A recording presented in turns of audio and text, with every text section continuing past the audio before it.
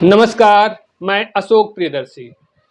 नालंदा एक बार फिर अपना इतिहास दोहराने वाला है। देश और दुनिया में गिने-चुने शिक्षण संस्थान थे, तब नालंदा यूनिवर्सिटी थी, जहां देश-विदेश के लोग पढ़ने के लिए आते थे और उसका इतिहास रहा है कि करीब 10,000 विद्यार्थी और 2,000 से अधिक शिक्षक हुआ करते थे।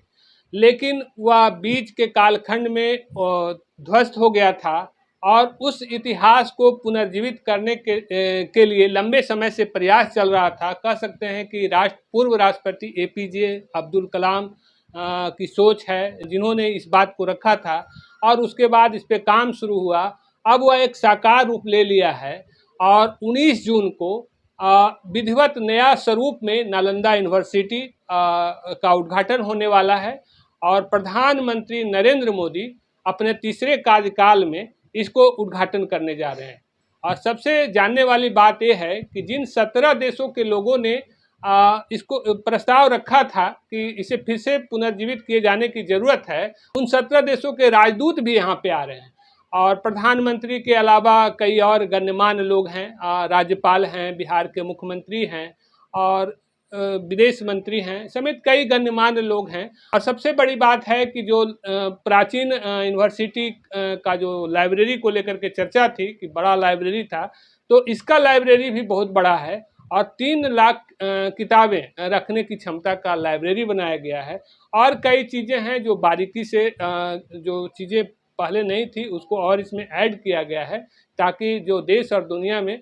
भारत का जो छवि है, बिहार का जो छवि है, नालंदा का जो ज्ञान देने का जो छवि है, वो फिर से स्थापित हो सके। एक बात और बता दें कि प्रधानमंत्री नरेंद्र मोदी जब उद्घाटन के लिए पहुंचेंगे, तो पहले वो पुराना जो प्राचीन जो नालंदा यूनिवर्सिटी का जो खंडहर के रूप में भी है, स्मृति जो है, तो वहाँ पे पहले दर्शन करेंगे और उसके बाद यहाँ पे उद्घाटन होगा। तो और बाकी और जानकारी जानते हैं, नालंदा यूनिवर्सिटी के कुलपति हैं अभय सिंह, तो हम पूरी जानकारी उनसे लेते हैं। बहुत ही शुभ घड़ी है। मैं समझता हूँ कि ये ऐसा संयोग जो बना है, जबकि नालंदा विश्वविद्यालय के इस परिसर का उद्घाटन करने माननीय प्रधानमंत्री महोदय यहाँ पधार रहे हैं। तो ये माननीय प्रधानमंत्री का जो एक बहुत बड़ा एक सोच है, जो उनका विजन है, उस विजन को हम सराहते हैं। क्योंकि जब नालंदा का प्रारंभ हुआ था, तो आपको जैसे याद है कि बहुत से देशों ने, ईस्ट एशिया समिट हो रहा था और देशों ने मांग करी कि हम लोग भी चाहते हैं कि नालंदा जैसा विश्वविद्यालय भारत में जो था, जो कि किसी समय में ध्वस्त हो गया था, उसका पुनर्जीवन उसको मिले, पुनर्जागृत किया जाए उसको। तो उसकी स्थापना की जब मांग उठी थी, तो उन सब देशों के लोग जिन्होंने भारत सरकार से अपना सहयोग दिया था, तो 17 देश ऐसे हैं हमारे। तो उन सब के जो यहाँ राजदूत, जो अध्यक्ष हैं यहाँ पर, जो राजदूत कहिए या हाई कमिश्नर्स कहिए, उन सबको भी इस आयोजन में माननीय प्रधानमंत्री जी, हमारे विदेश मंत्री जी और हमारे जो जो मिनिस्टर ऑफ स्टेट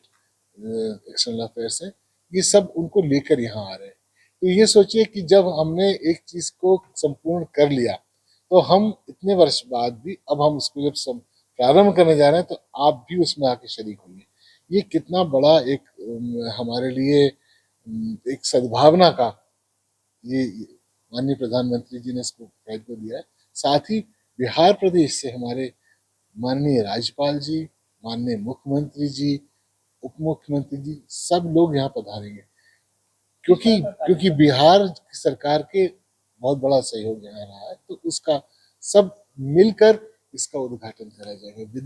विधिवत उद्घाटन जो माननीय प्रधानमंत्री जी करेंगे, उन सब की यहाँ पर गरिमामयी उपस्थिति में होगा। सर, ये जब आएंगे तो यहाँ पर मान लीजिए किस तरह का स्पीच का भी कुछ है? जी, मैं आपको बताता हूँ जी। तो सबसे पहले तो ये है कि इसका जो पट्ट एक बना है, जो यहाँ पर शिला पट्ट है, जो उसका उद्घाटन का जो फलक है, तो उसका अनावरण होगा, जो माननीय प्रधानमंत्री जी के कर कमलों से होगा। फिर यहाँ पर एक बोधि वृक्ष का यहाँ पर और उसका वृक्षारोपण एक बोधि वृक्ष का किया जाएगा। तो माननीय प्रधानमंत्री जी ने इच्छा जाहिर कर दी और माननीय मुख्यमंत्री जी ने उसको उपलब्ध कराया है हमें, तो वो बोधि वृक्ष यहीं पे लगेगा, क्योंकि ये हमेशा के लिए आगे तक के लिए रहेगा, नालंदा की परंपरा को बनाए रखेगा।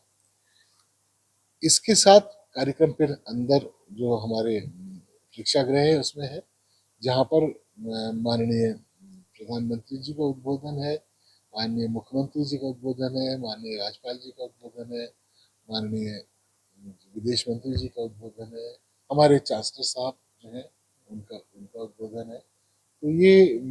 कार्यक्रम होगा जहाँ ये अपने विचार व्यक्त करेंगे, मार्गदर्शन करेंगे, और मैं सोचता हूँ जैसे जो उनके विचार हैं, जो उनका विजन्स है, उनको हम सबको बताएंगे कि हमें किस दिशा में कैसे प्रगति करनी है। सर अभी तक कितने देश के लोग यहाँ पढ़ रहे हैं और कितने स्टूडेंट्स हैं, कब से जी, क्लासेस जैसा था कि आपको मालूम है कि जब इस ये परिसर नहीं था तो एक अन्य परिसर जो कि था शहर में, आपको मालूम है उसका, वहाँ पर 2014 से क्लासेस शुरू हुए थे, और यहाँ पर इसका निर्माण इस परिसर का 2017 में जब यहाँ किया गया, तो उसके बाद कोविड का काल था, पर निर्माण चलता रहा यहाँ पर, और ये 2019 के बाद यहाँ पर क्लासेस शिफ्ट हो गए, और 2022 में यहाँ पर स्टूडेंट्स के हॉस्टल तैयार हो गए थे, तो उनको भी बुला लिया गया, लेकिन अभी हमारा निर्माण कार्य पूरा नहीं हुआ था। निर्माण कार्य पूरा होते होते 2023 भी समाप्त हो गया, और अभी भी निर्माण में आप देखिए कि जो आगे की परियोजना है उसका कुछ का संपूर्ण कार्य और परिसर हमारा जो कि तैयार हो गया है, सब स्थापत्य का पूरा आप देख रहे हैं, सब तैयार है। तो छोटी मोटी बारीकी जो बची है, मैं जैसे जैसे कंप्लीशन में आ रहा है, अगले सत्र तक हम सोचते हैं, जैसे सत्र हमारा अगस्त में शुरू होता है, और इससे पहले भी परिसर में हम लोग इतनी सुविधाएं हमारे सारी हैं कि परिसर हम संपूर्ण है। राजकीय नालंदा विश्वविद्यालय भी जाएंगे जी, जैसा मुझे पता है, ज्ञात हुआ है, वो ये है कि प्रधानमंत्री महोदय जो है वो जो हमारा भग्नावशेष जो है वहाँ पर, जिसको हम कहते हैं मॉन्यूमेंट है, जो हमारा नालंदा जो खंडहर के नाम से लोग कहते हैं, वहाँ जाएंगे, जो कि आर्कियोलॉजिकल सर्वे ऑफ इंडिया वहाँ का पूरा नियंत्रण करता है। उसका परिदर्शन है, उसका दर्शन करके फिर वो नालंदा परिसर में आएंगे, इसका उद्घाटन करेंगे। तो ये सतत है, वो एक तरीके से ये भी एक सिंबॉलिक है कि प्रधानमंत्री महोदय वहां दर्शन करके उस प्राचीन नालंदा से और उसी ऊर्जा को लेकर यहाँ आकर इसका उद्घाटन करेंगे, और इस उद्घाटन में, इस परिसर में वो जान सजीवता आ जाएगी। और पिछले सत्र में हमारे पास 26 देशों के बच्चे पढ़ रहे थे। ऐसा होता है कि करीब 26 से 29 इस बीच में हमारे यहाँ पिछले वर्षों में बच्चे पढ़ते रहे हैं, और इस वर्ष अच्छा लग रहा है, हमें काफी और बढ़ रहे हैं बच्चे जो सर एक लाइब्रेरी की भी बात करिए कि लाइब्रेरी को विश्व स्तर पर सब बड़ा बनाया गया है। अवश्य अवश्य, देखिए बन चुका है, भवन बन चुका है, आप देख लीजिए पूरा विश्व लाइब्रेरी का भवन बन चुका है, और उसका फर्निशिंग वगैरह का काम चल रहा है, और इस लाइब्रेरी में मॉडर्न लाइब्रेरी होगी, इसमें सारे खंड होंगे, जैसे पुस्तकों के भी हैं, पांडुलिपियों का भी खंड होगा, डिजिटाइज्ड वर्जन का भी खंड होगा, और इस प्रकार की जो आजकल मॉडर्न सेंस में लाइब्रेरी होती है, क्योंकि इसको विश्व स्तरीय लाइब्रेरी बनाना है। संपूर्ण अगर ज्ञान का जितना बड़ा कोष भंडार किया जा सकता है आज की डेट में, उसको उससे संपन्न इस लाइब्रेरी को करना है, और खासतौर से विशिष्ट जो चीज़ें हैं उनको इसमें रखना है। ये लाइब्रेरी अपने आप में बहुत बड़ा एक इसका एक परियोजना रहेगी, विशेषज्ञों का पूरा परामर्श दिया जाएगा इसमें, और पुस्तकों की संख्या तो कम से कम 30 लाख 3 लाख पुस्तकें इसमें रखने की बात है, पर आजकल डिजिटाइज में ज़्यादा आता है।